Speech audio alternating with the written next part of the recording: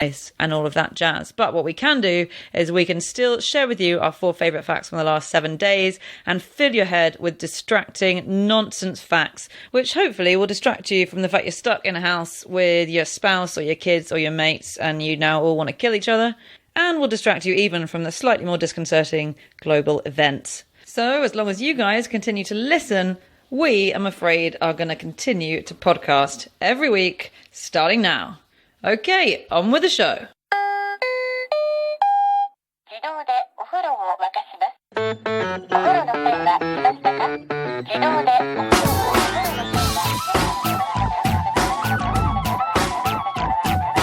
Hello and welcome to another episode of No Such Thing as a Fish, a weekly podcast coming to you from the QI offices in Covent Garden.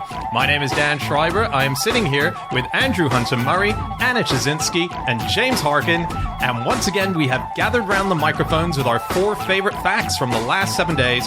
And in no particular order, here we go. Starting with my fact this week. My fact is, computer pioneer Charles Babbage once cooked himself in an oven for 4 minutes at 265 degrees just to see what would happen. Wow. What was he trying to make at the time? Cooked Babbage. Babbage cabbage confusion. Yeah. So this was as a result of an artistic friend of him called Sir Francis Chantery, who was a sculptor, and he made big bronze statues, and he was doing a particularly big one, so they had to build this giant oven for him to build it, to cook it in.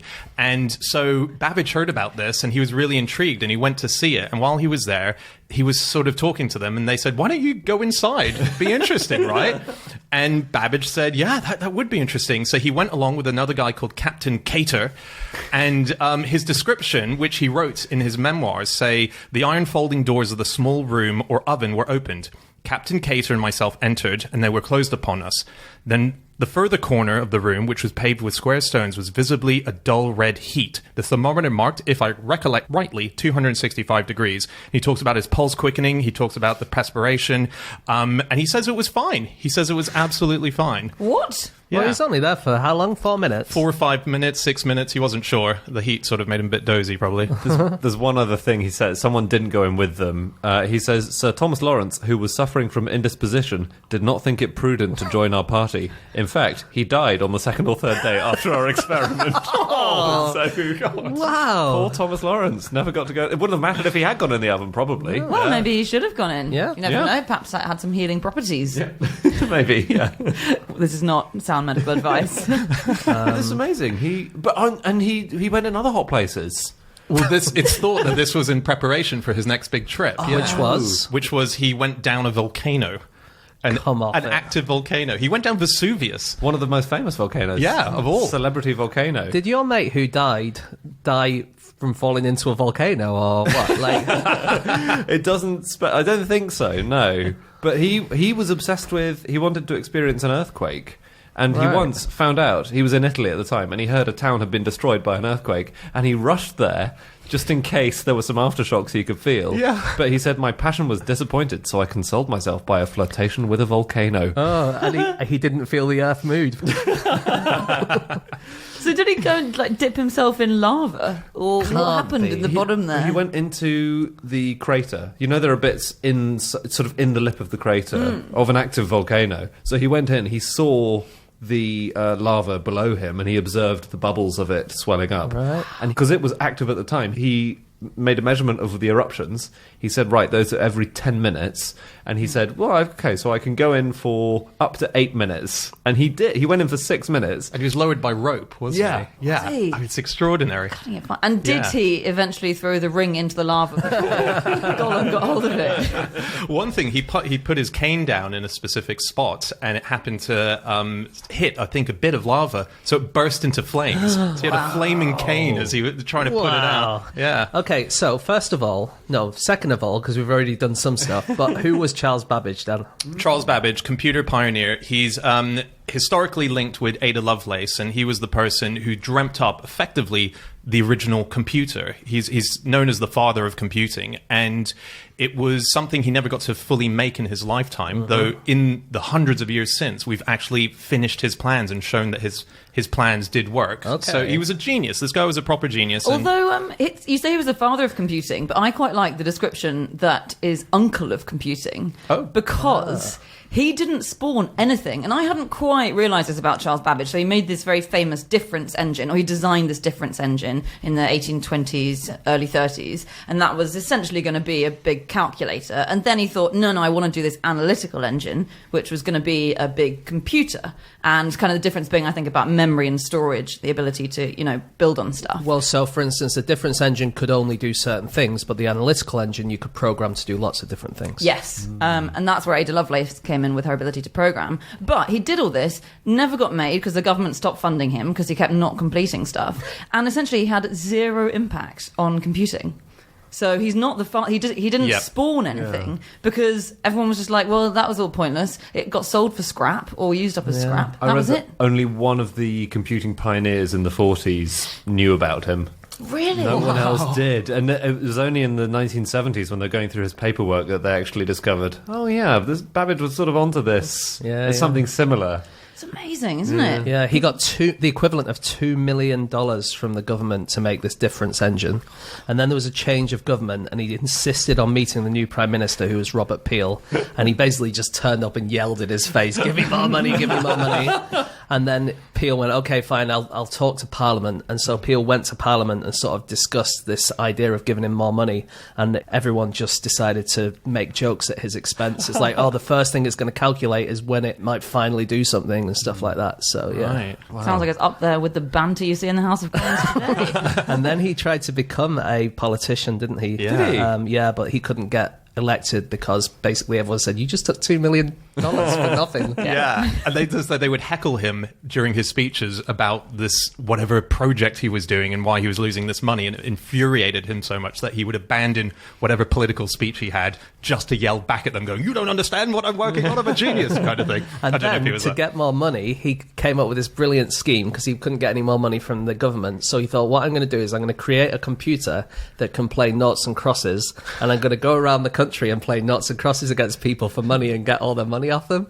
Did he really? Yeah, and then Ada Lovelace said, no, that's a stupid idea. Yeah. It's extraordinary. He had so many of these little plans and ideas that took him away from this great big idea that he was trying to work on. There was a crazy one I read about where he was at the ballet and he was watching this show and he got really bored and he thought, this is just too boring. I could do better than this. So he dreamt up... We've all thought it at the ballet, haven't we? He dreamt up an idea which was called the rainbow dance. And he actually had this rehearsed. He had 60 female dancers, all they were dressed in white and they represented fireflies and they were all dancing. And in the background, there was a huge projected hydrogen glow lamp that had color filters on it. So he would put different colors projected onto each of the dancers on the stage. So it would look like what he called the rainbow dance. That so sounds really cool. It sounds really cool. The problem is that it was extremely dangerous. So when they did their first rehearsal, they had 2 fire engines standing by because they were worried that the theatre would burn down, and eventually the theatre owner said, I'm not doing this, I'm not putting this live flame in this theatre while you try and do this, we'll kill everyone. So it was never performed. So the difference engine, the first one he designed that would have been a calculator basically, I didn't know why it was necessary to build it, but so before that, you just had to use, if you were doing calculations for various reasons, you had a thing called a ready reckoner, which was a table of basically sums that other people had done, but they'd done them by hand, and these were the early computers. The computers were the people who were sitting in rooms doing basically boring wage slave work with these primitive devices, but they had loads of mistakes in them because it was really badly paid and it wasn't interesting work to do. Okay, I read this in 2 different places, and I can't quite believe it, but allegedly the first computers doing these ready reckoner tables were French hairdressers who had been left out of work by the French Revolution. Well, because everyone had their head chopped off and didn't need a haircut anymore. Or maybe, like, if you had long hair in the French Revolution, you would just put your head just at the edge of the guillotine so it would cut the long bit of your hair off. What, and hope no one noticed it was just the hair that had gone, not the head. They wave the hair around to the crowd. Yeah, we got him! Slink off back down the ladder. So I have no idea why these French hairdressers were left short of work by the revolution. Answers on a postcard. It was definitely true that the French were the best at having logarithm tables and trig tables and stuff like that. Okay. And that was why he wanted to do this difference engine, because maybe it might help us catch up with the French, because it gave them an advantage in warfare, because it's good for working out which directions to go in your ships, and it's good for building bridges and building things. Yeah. Cool. Right. Is it true? I read somewhere. Actually, no. I remember this was on a QI episode. Dara O'Brien made this point that when he did the plans, he left sort of like mount weasels in the plans so that no one could build them. So you need to explain what a mount weasel is. Yeah. So a mount weasel is in a map. When you want to have copyright over a map, you put in a fake town or a stop, or it's just a little detail that So means if it's yours. anyone copies it, you know that they copied it. You can prove it by saying this place doesn't exist, we created it for our map. And so that's the same thing. He put a few mount weasels, but these mount weasels were designed to kill the machine So it's from like working. a virus, basically. Yes. Is that just an excuse for cocking out? I think it's Yeah, it's I must say, if we get any facts wrong in today's episode, they are mount weasels. my 6 years of this podcast have been mount weasels. I think a friend of mine has just written a book about dictionaries. It's not out yet, but she's called Ellie Williams, and it's a book about mount weasels, basically. And apparently, I think one of the first ever mount weasels was someone in an encyclopedia. It was an entry about Miss somebody mount weasel. Oh, is that where it comes from? Yeah, and she was an intrepid pioneering journalist. She used to have sex with weasels. That's right, she did. Yeah. That was the clue that it wasn't real. And in the original encyclopedia biography, I'm going off memory, so it's slightly wrong, but it's something like she was killed by an explosion when she was working for Shrapnel magazine or something. It was like, Really? they made up this really fun fake biography for her. But talking about viruses and bugs, it would really be, if we're talking about actual computer viruses, kind of the Ada Lovelace department that was responsible for those, because she joined him, essentially, didn't she? So she was Byron's daughter, and her coming out ceremony, when she was 18 or whatever, she met him. Coming out had a different meaning in those days. It had a different meaning, yes. What's the meaning? I actually took it to be... No. So people, when they sort of came of age, young Yeah. ladies, they could be presented in society, posh young ladies. Okay, cool. And it was basically saying, my daughter's on the market now. Have a go.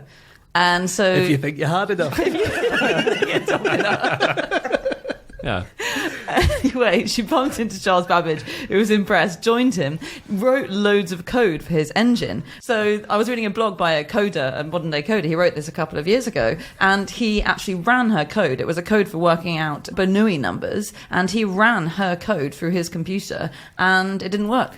And he went back through her code, and I had a bug in it. What's a Boini number? Oh, God, don't ask. Don't ask that. You It's know just, what? I was really good. I thought, you know what? I'll just have a really simple way of explaining Bernoulli numbers. And I started looking into it, and boy, is it complicated. Yeah. Cool. Oh, my days. It's about number theory and powers of numbers and adding them all together and them having certain relationships between each other. Okay. Sounds hot. It's sexy stuff. But yeah, so that's the first ever bug. How cool must that have been for that coder who found the first ever computer bug? That is awesome. amazing. I know one of us he might have struggled to get along with. Ooh. Based on a line in his biography. Who, Babbage? Yeah. Okay. Did he hate men with beards? No. You're looking at me. Rules The out, whole Dan. time you've Rules been out, looking Dan. at me. Sorry. Glasses. It's not glasses. Did he hate Northerners? He hated puns. Sorry, James. Did he? Yeah. He wrote that puns are detestable because they just rely on one word sounding like another word. Oh, he would have hated the Babbage cabbage joke at the top of this show. The best thing about Babbage, which is always comes up with QI research, is how much he hated noise. Yes. Right? Yeah. It's so good. Like, he was just so anti any noise in London whatsoever. That he had made lists of whenever there was any noise that put him off his work. He detailed 165 interruptions that he suffered over 80 days. He made a list of encouragers of street music, which included tavern keepers, public houses, gin shops, children, visitors to the city from the country. And then basically his neighbours hated him so much that they just started playing tin whistles outside of his house and stuff like that. Yeah, I mean, it sounds... London sounds horrific back then, and he had it in especially for organ grinders. He said there are 1,000 of them, and he was a bit xenophobic about it. He said they're all Italian organ grinders who've come over here to destroy the peace. And he spent all this money on lawyers. He went to the Home Secretary, and he got the law changed. Yeah. He actually campaigned for and won a change in the law. He was the Nigel Farage of the early 19th century. I don't think we can changing the law. we can't go that far, can we? Babbage, Farage. I mean, it's not a big leap. So like I said, people would like tease him because they hated him about him always saying, turn it down, turn it down. And so at one stage there was a brass band that played outside of his house for 5 hours. Children would follow him down the street making loads of noise. And he said he was quoted as saying, in one case, there were certainly above 100 persons consisting of men, women and boys with multitudes of young children who followed me through the streets before I could find a policeman. So I was just followed by 100 people making a load of noise. He's like the opposite of the Pied Piper of Hamelin. He's not playing an instrument. Yes, everyone else playing instruments at him as they chase him down the street. It's so good. Wow. Oh my God. He also believed in ghosts. So he started a ghost club at university to prove their existence. And the other club that he set up with the same sort of group of friends was the Extractors Club. And the Extractors Club was dedicated... Had a lot of fans. He wouldn't have liked that. He wouldn't have liked that. The idea was that they were dedicated to liberating any one of their members from a madhouse should they be committed. Why is that necessary? I guess they were coming up with so many odd ideas, trying to summon the devil. Maybe it wasn't so funny. Yeah. So just quickly back on the relationship with Ada Lovelace. Yep. So she was obviously very famous at the time and very high in society.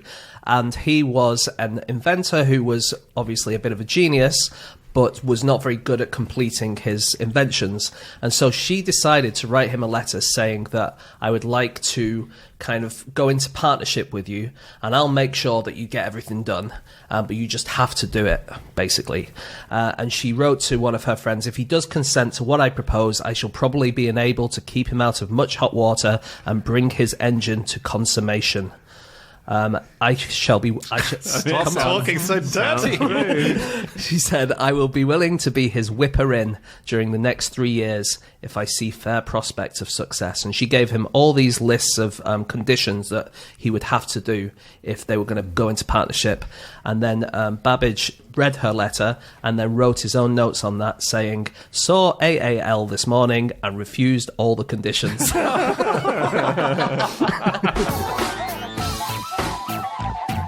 Stop the podcast. Stop the podcast. Hi, everyone. We want to let you know that this week we are sponsored by Blinkist. Yes, Blinkist is the company that sends you audiobooks that condense full books into short 15-minute distilled brilliant extracts. Wow, that's such a good idea.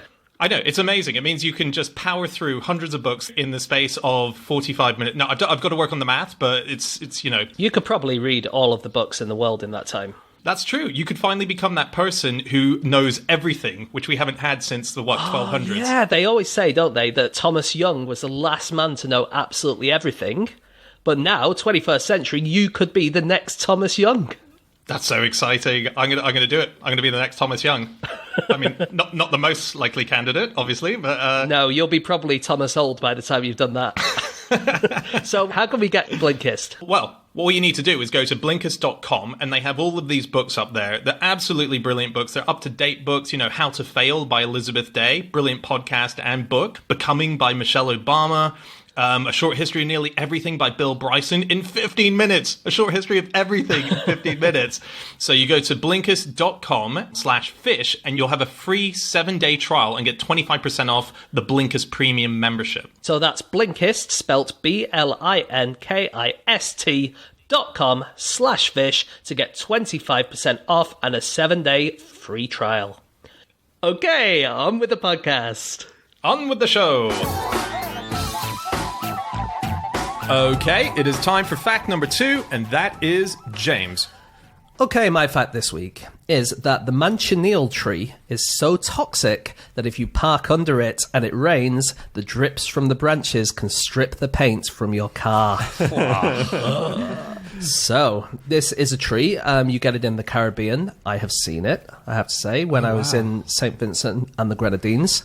And when you see it, there's always, or the ones that I saw, there was a big red mark on it saying, don't go near this tree, and a sign saying, whatever you do, don't go near this tree, although it was in quite small font, so you had to get quite close to the tree in order to read it. But this is probably the most poisonous tree on Earth. And it says so in the Guinness Book of Records that it's the most poisonous tree. And everything about it is poisonous. So if you eat the fruit, it's terrible. If you burn it and breathe in some of the smoke, it's terrible. And it has this chemical called phorbol, and it's very water soluble. So if water goes onto it, the chemical can get into there and it will drip on you, and it can cause terrible rashes on your skin. And it's so strong, apparently, it can rip the paint from your car. It's extraordinary. Yeah. It's so cool. Although lots of them in Florida are painted with a big X, which to me looks like the treasure. That's so I would funny. be tempted to go there and spend ages digging around, eating the roots probably. The obvious thing would be get rid of them, right? That sounds like, why don't you just chop them down? But apparently they choose not to, purely out of, they help with erosion from the coast as it's coming in. It's very good for protecting other trees. Also, I don't think we just destroy every bit of nature that's dangerous to us. Yes, we do.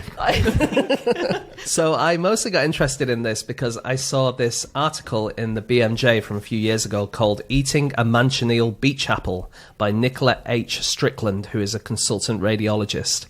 And she and a friend were holidaying in the Caribbean, and they saw a piece of fruit on the floor and thought, oh, that looks nice, and then decided to eat it. She sounds like a woman after my own heart, I have to say. And so they ate this stuff and got extremely, extremely sick. But luckily, she's a scientist, so she could write it up about what happened. She said it was incredibly painful. She could hardly swallow. The pain was exacerbated by most alcoholic beverages. I love the way that she's tried all the different alcoholic beverages, although it was mildly appeased by pina coladas.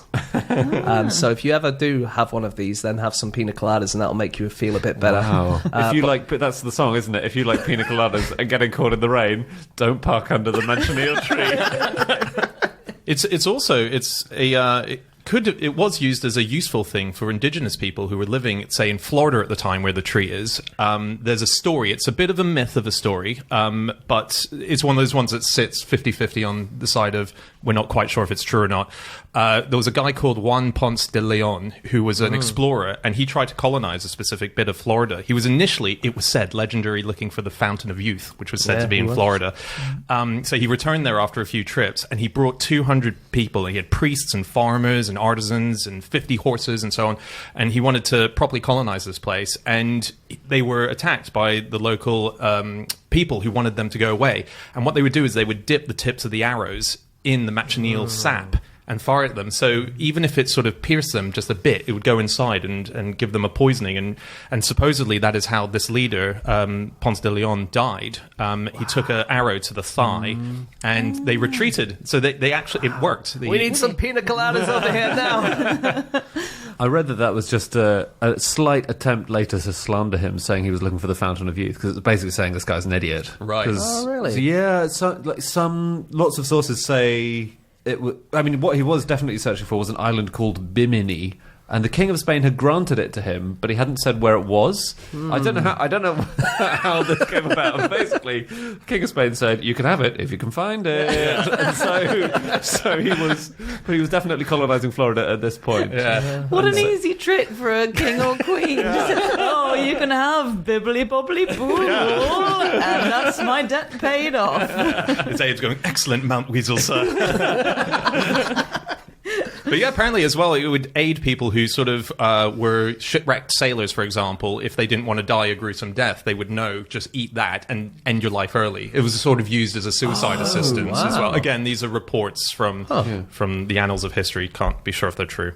You could rub yourself all over with lime juice, apparently, to stop the toxin corroding your skin. This is based on an account I read in 1821, and so I maybe check the updated medical advice, but that's what the local Carib people used to do. So they'd sort of cut the trees down, and they wouldn't really be wearing clothes, but they would cover themselves head to toe in lime juice, which I think is a lot of limes. That is a lot of limes. To cover a whole human body. Yeah.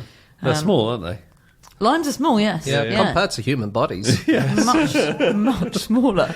They were used in fishing because you can drop the poison into a sort of pond or a lake and all the fish just sort of go belly up, float to the top. Really? Yeah, but I'm not... again, this was in this account, but it seems very risky to then consume the fish that have consumed this highly poisonous tree. Because it might be concentrated in a bit of them. You would have if you ate the thought, whole thing. yeah. Although fish is often served with a little bit of lemon, so if you coat all your fish in the lemon, maybe it will very save true. you. Maybe that's why.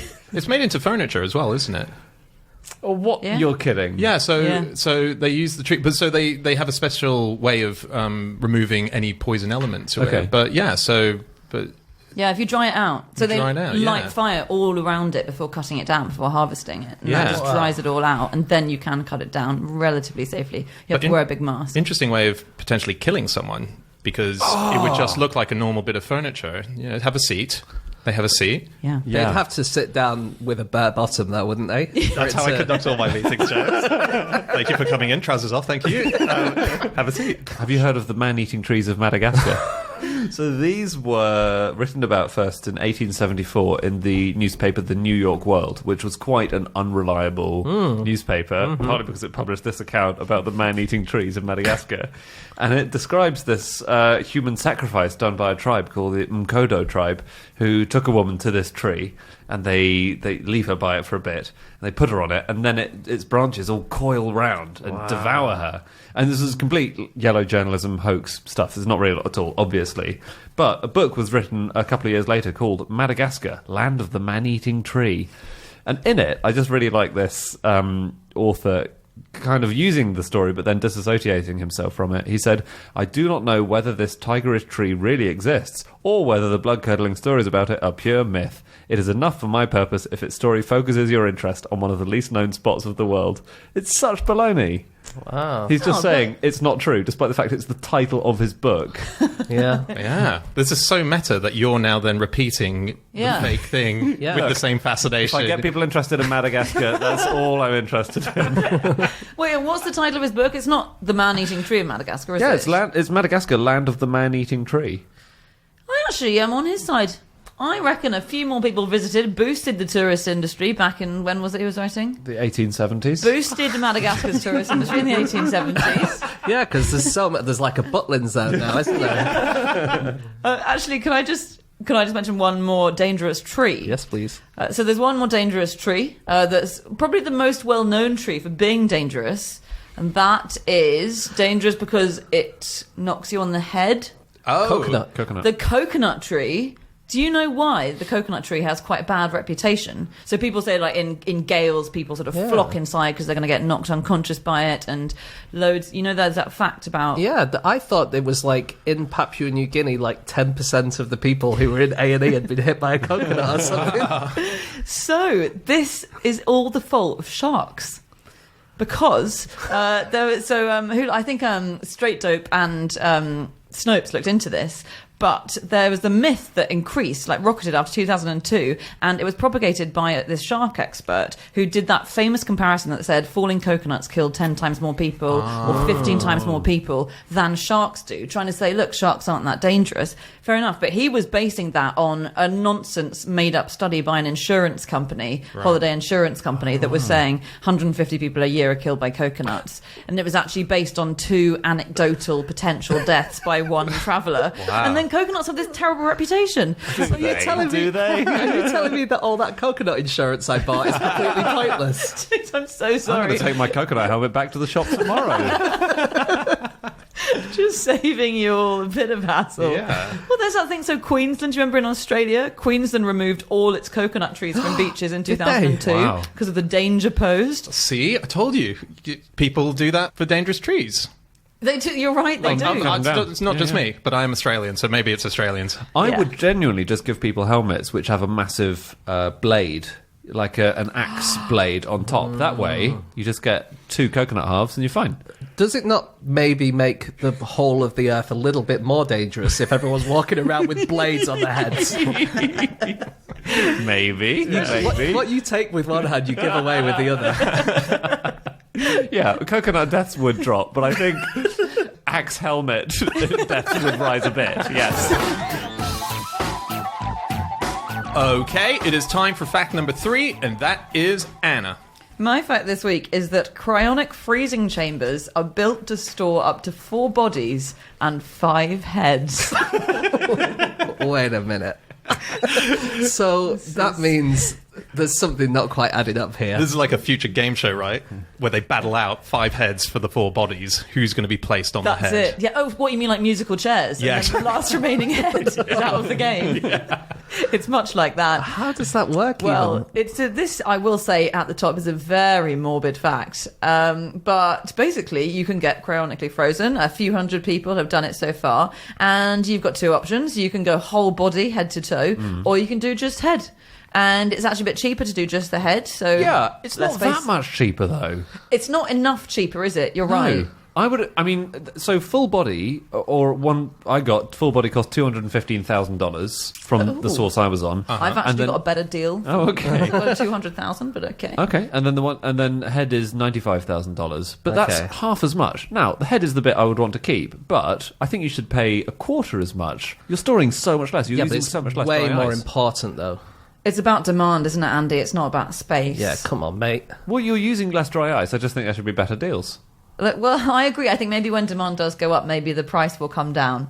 But yeah, at the moment you can do either. And also another weird thing about the storage is everyone's upside down, which is truly bizarre. So you've got all these bodies in a tank and they're still with their heads at the bottom. And apparently that's because if there's some sort of an error, there's some sort of a leakage and the body starts to thaw, it'll come from the top and then the feet will thaw first because you don't want your head thawing first. Because as Andy said, that's for some of us is the bit that we like the most. This is only in the Russian one, isn't it? No, they're all No, still they're all upside like down. All upside down. Yeah. Yeah. Is there And only the Russian three? one Yeah. is the cheaper one, by the way. Okay. Maybe the one that you have a good deal at, Anna, is that right? What was your prices? My price was 200 grand. That was Alcor in America, but the That's Russian one Alcor. does do a bit more budget. Yeah. The Russian one is $36,000 for full body and $18,000 for just the head. So it's a lot cheaper. Oh my Yeah. god, sign me up. But the bad thing about it is you don't have your own fridge. You have to share fridges with other people and sometimes with like pets and things. Yeah. I think I that's read that. okay. It's unbelievable. So and you're wait, not, wait, also, sorry. you're not in a separate. This is Cryonics is the name of the Yeah. firm, isn't it? The Yeah, Russian- like Toys yeah. R Us, yeah. Yeah, yeah. Well, and actually, because it's Russian, the R will be backwards. But you're not even. So you're not only not in a separate chamber. You're just in this place in a sleeping bag. Apparently, Yeah. Yeah. You're just Yeah. upside down in a sleeping bag with some dog next to your head. It's the same in the American ones completely, except there are just more people in the Russian ones. So you do have to share with a few people. Oh, do you? Okay. Yeah. It's more like, Okay. you know. I well, thought yeah, you got, like I thought three you of- got your own tube basically in the American ones. Oh, I thought the American Maybe ones, it not. was in, I think No. it's in the tube that you have the full bodies and the five Yeah, I heads. think so. Okay, yeah. And they do, even for the heads, they put that in its own special sleeping bag. I just quite like that it's a sleeping bag that it's going in. So nice. Yeah, and it's because they sort of say that to reanimate the body is going to be a lot harder, like with the theories of, why just use your head as opposed to the full body. That's one of the things they say. We'll probably grow you a new body, is what they say, or we'll 3D print you a new body. Who knows what the technology will be, yeah, but that's not the worrying bit. You could be a robot. You This can is the say important bit. you can say any bollocks to people who've just given you 200 grand and are going in your freezer. I mean, Yeah. I think Because we are saying this is pseudoscience, right? Is that what we're saying? So I kind of agree with. There was one scientist, I was reading an article by one scientist online, who I agree with, who was saying, essentially, it's not pseudoscience, it's like science that is very unproven at the moment, and there is evidence that you can reanimate certain animals, but it's extremely unlikely we'll be able to reanimate ourselves. But on the other hand, even if there's only a 1% chance, why not take it? Well, one reason you might come back to life forever. Yeah, I mean, it seems like it's worth doing, doesn't it? Well, not forever, just a bit further down the line for a bit more time. Yeah, but that's assuming immortality has been cracked. I think that's two things that have been shoved together that are quite. You're right. That's the 0.5% chance. We've got the elixir of life, and we're able to reanimate. Well, if they can do it, they can just do it again, can't they? If they can reanimate the dead. Yes. I'm with Ponce de Leon over there. The big problem, which neurologists say, is basically your brain can't survive this kind of thing. Yeah. And even if you could somehow bring your body back to life, you would be very likely to be severely brain damaged. Yeah. The brain is designed to keep out other liquids and stuff. There's the blood-brain barrier, which is meant to keep your brain separate. And so you would have to pump the antifreeze, basically, so vigorously into the brain that it might really damage the... there is a British outfit devoted to cryonics. So there are only a few cryonics chambers in the world. There are a couple in America, one in Russia. But there is, in the UK, a cryonics ambulance. And the Financial Times interviewed a guy called Tim Gibson, who is a member of the British Cryonics Society, basically. And they do all the medical procedures to cool you down and stabilize you, and then they'll send you to the USA. And there are 40 people on the list who might ring up at any time and say, "I'm dying, can you come and get me?" And they give you, all the drugs, and then they replace the blood with antifreeze. We should probably say why they replace it with antifreeze, because when you're cryonically frozen, you don't actually have any ice in your body, because that would be really bad. Your body is a huge proportion of it is water, and if you actually froze and it turned to ice, then it would expand and all your cells would explode. So you have to replace all the blood. You have to pump the body full of antifreeze to stop the water actually turning to ice. So I think people think that you're becoming kind of ice, but... Yes, it's becoming the opposite. Not. We have Austin Powers images in our head, I think, for cryogenics, right? Yeah. It's Demolition Man. So this thing about having this ambulance come, they try to get there quite quick, because obviously once you pass away, well, no, it's all to do with preserving the body straight away, right? Yeah. So part of this Russian company, the NSTAAF company, they offer VIP package deals. Do they? Yeah, and so at the base level, what they do is they give you a Fitbit-style wristband, and that will alert a nearby team. So when they see it sort of flatline, they'll go, "Quick, let's get to them ASAP." What if your battery's just run out? Like, I have an Apple Watch, right? And the battery runs out all the time. That's true. And if every time that happens, suddenly a crack squad of ambulance men turn up and try to cut your head off. It's the only ambulance which turns up hoping that you'll be dead. Yes. If you're fine, then they have to go away again. Yeah, that's really interesting. They would have to wait outside with the other ambulance crew who are trying to keep you alive and then have an argument. So the father of cryonics is a guy called Robert Ettinger, and he is preserved at the moment in one of these places, as are his late mother and also his first and second wives. God, that's going to cause problems. I read that as well. What a brilliant sitcom that is in the making, right? Do you think they're all in the same tube? Because that's 4 people. That's a 4-person tube. Yeah, I wonder right who's there. Some stranger's head sitting there going, "Oh God, how did I end up with these guys?" No, once you learn that that's the dynamic, you're like, "I'll pay to go in that one. I want to see that when I wake up." Yeah. First wife going, "Oh, and who's this lovely lady?" So this all is quite far-fetched, obviously, this kind of cryonic freezing. And actually, Dan, you said cryogenic earlier, but just to be clear, cryogenics is actually the science of getting stuff to really, really, really low temperatures. It's not to do with cryonics. And this is made very clear on the official cryogenics website of the United States, which is basically the website which serves anyone who's interested in that, scientists who are interested in that. Basically on their front page, they're like, we are not about freezing bodies and hoping to reanimate them after death. We do not believe this is a real thing. If you want to do that, look up Cryonics. Please leave our website. So that's, people always confuse those things. But it's quite far-fetched. But what we can do is reanimate people very temporarily now. And this is really exciting. So What do you it's mean? just happened.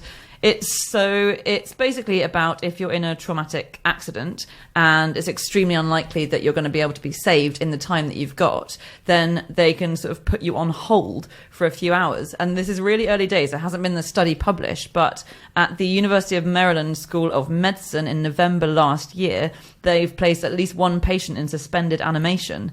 And so what they do is they come in, they've had a trauma, they've been shot or stabbed, they have a big cardiac arrest, they've lost loads of blood. They're not going to survive if you only have, 5 minutes to operate on them. So you cool their body to 10 to 15 degrees Celsius, which is obviously much colder than the human body is supposed to go, by replacing all of their blood with ice-cold saline solution. And so their brain almost completely stops. They've done this for a few hours, and then you have 2 hours to actually operate on them and save their lives. Wow. And then you replace their blood, and they come back to life. And they are clinically dead for that period of time. For 2 hours, clinically dead. Wow. Isn't that amazing? It is amazing. It's not much of an episode of Austin Powers, is it, when you come back after 2 hours? The fashions are going to be kind of similar than when you left. So many dated references. Oh. But that's so we've learned how to press pause on life, basically. It looks like it, yeah. Again, Wow. it hasn't been published yet. They're sort of like drip-dropping all these hints that it's very exciting. Wow. But they should be known by the end of the year. That's extraordinary. I have another freezing thing. Okay. Mm-hmm. Yeah?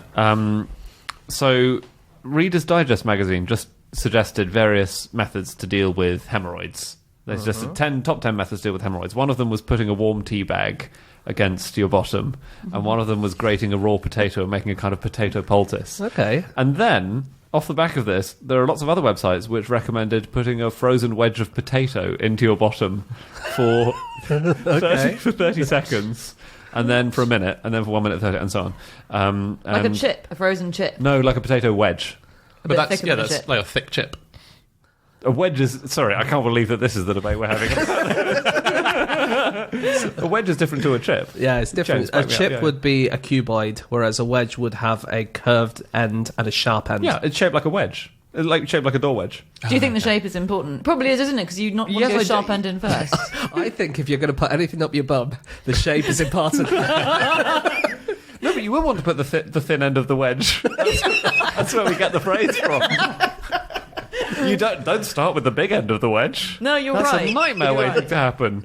Anyway, doctors recommend not to do this because it doesn't work, and Good you just end up ruining a perfectly good potato wedge.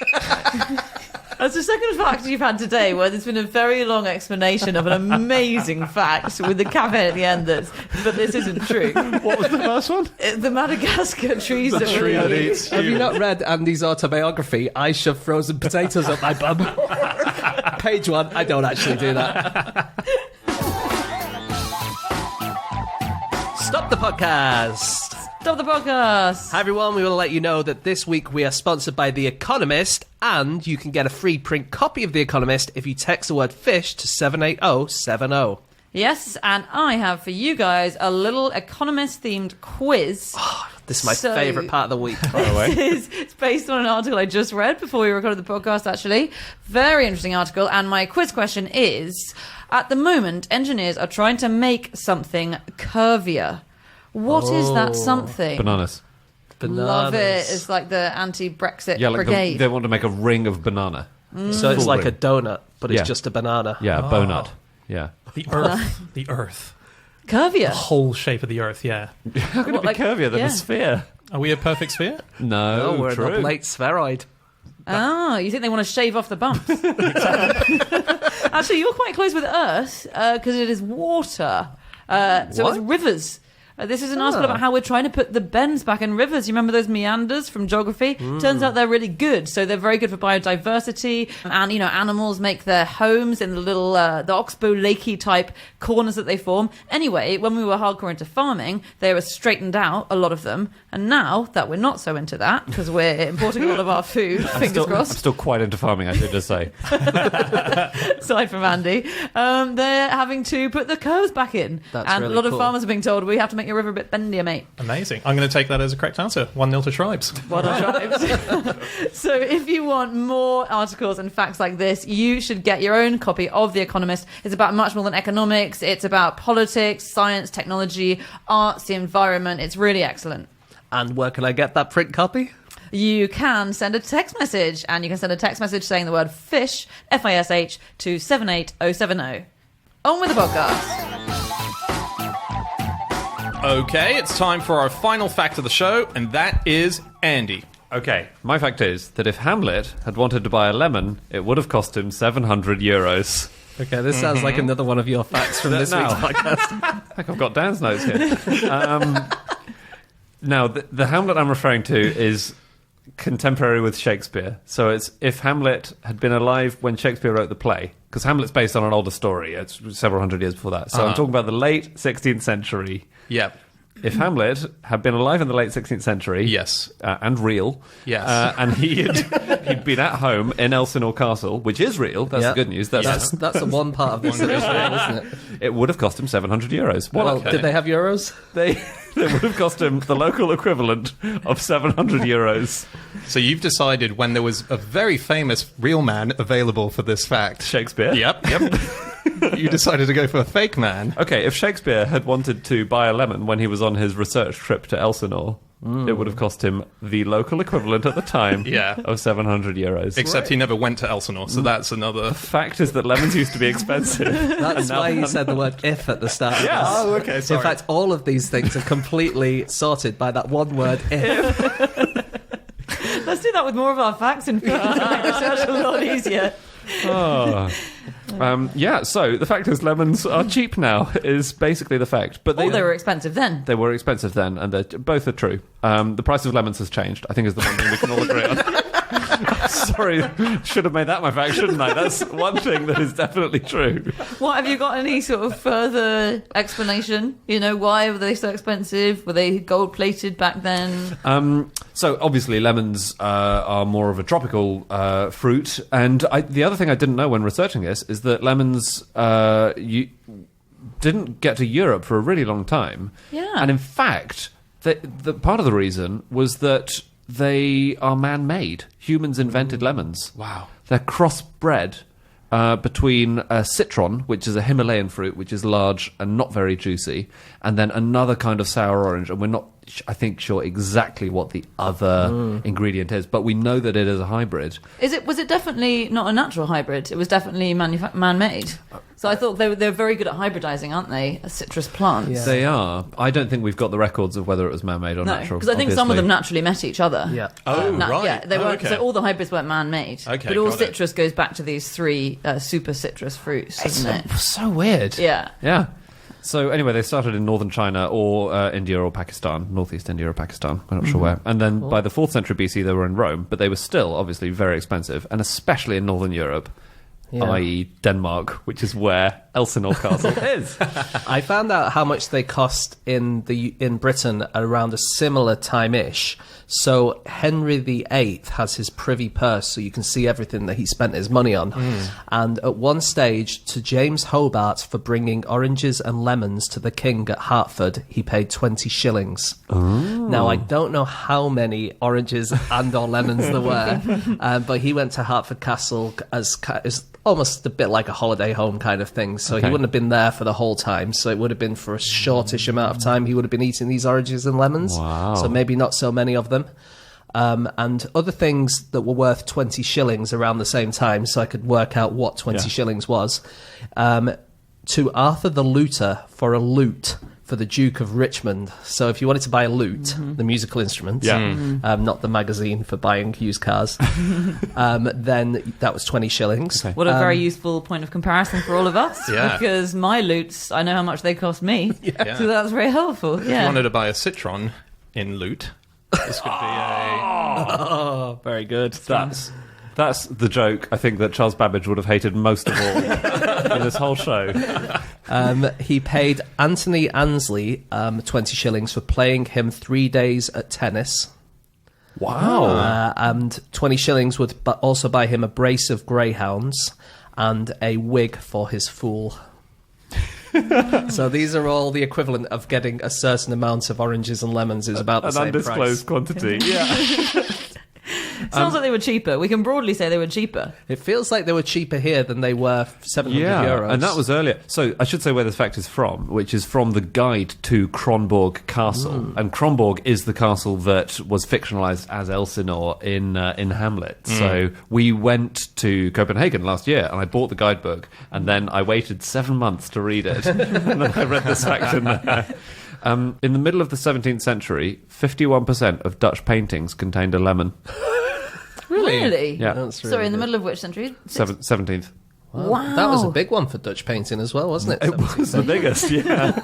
Which is weird because lemons, I would have thought, are very easy to draw. And if I were a Renaissance great, I would challenge myself with something more like a pineapple. Well, they weren't of lemons. They just contained lemons somewhere in them. It wasn't just a huge like lemon? a paint the fruit contest. I don't know how familiar you are with Dutch masters, but they tend not to just be of one lemon. Got the big lemon and the big apple one next to it, and the bananas, the crowning glory.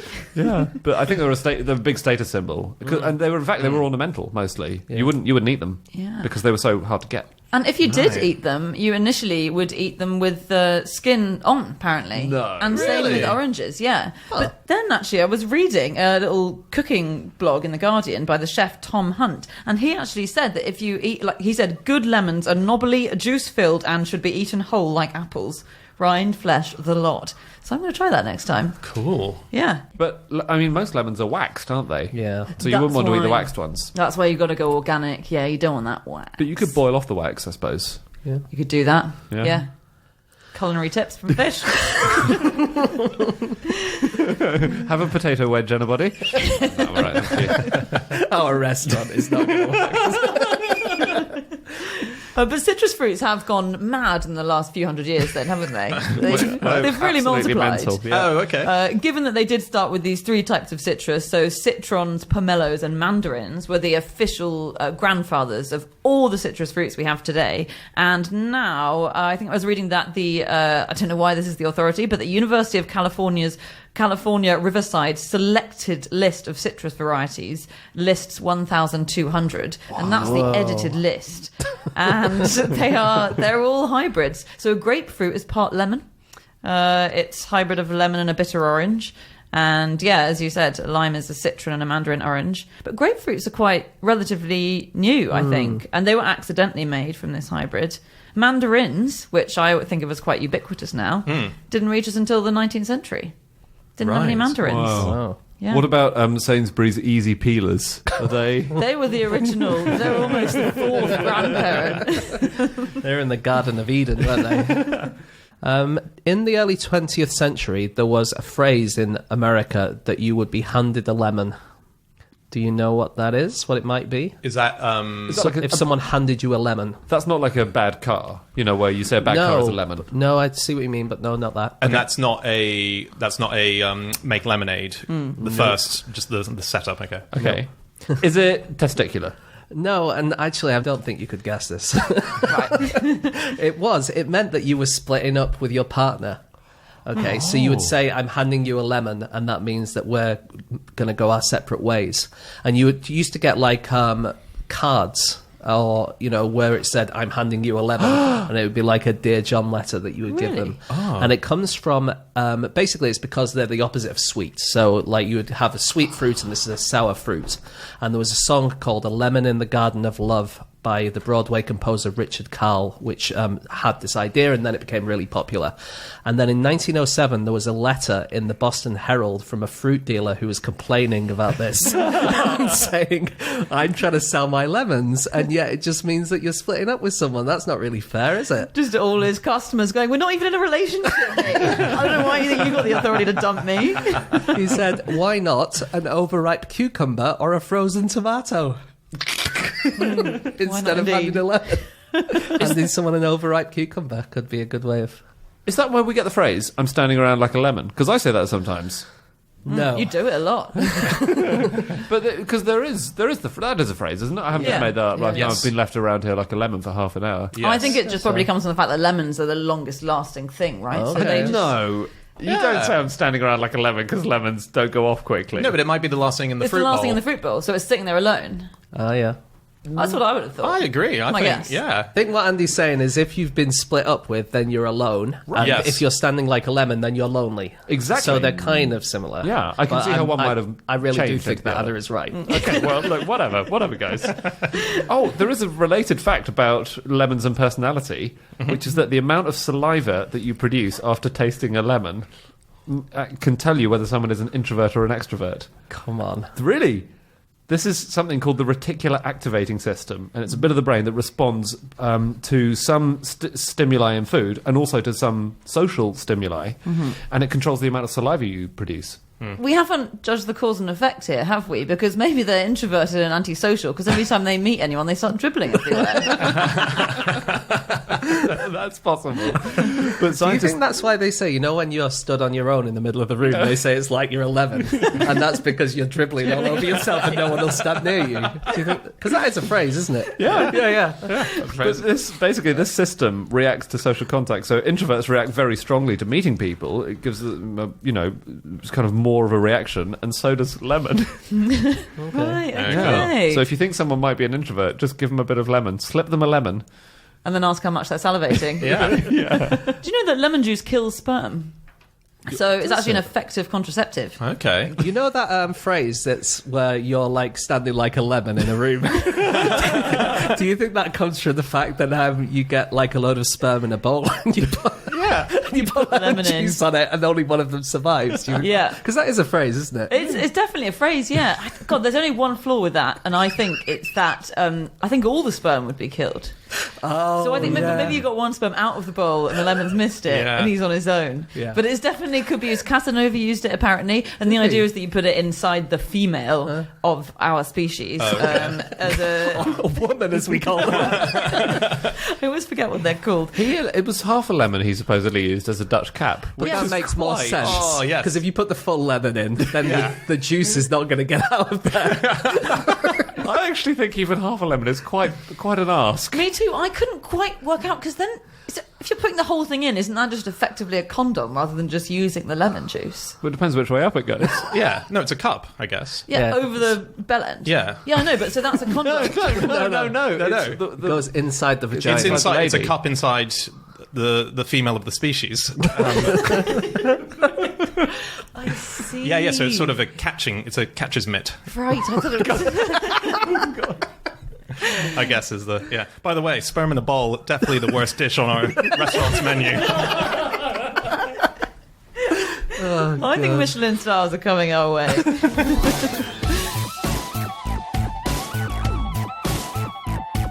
Okay, that's it. That is all of our facts. Thank you so much for listening. If you'd like to get in contact with any of us about the things that we have said over the course of this podcast, we can be found on our Twitter accounts. I'm on @Schreiberland, Andy, At Andrew Hunter M. James, At James Harkin. and Chazinski. You can email podcast@qi.com. Yep, or go to our group Twitter account @NoSuchThing or our website nosuchthingasafish.com. All of our previous episodes are up there. Have a listen, and we'll be back again next week with another episode. We'll see you then. Goodbye.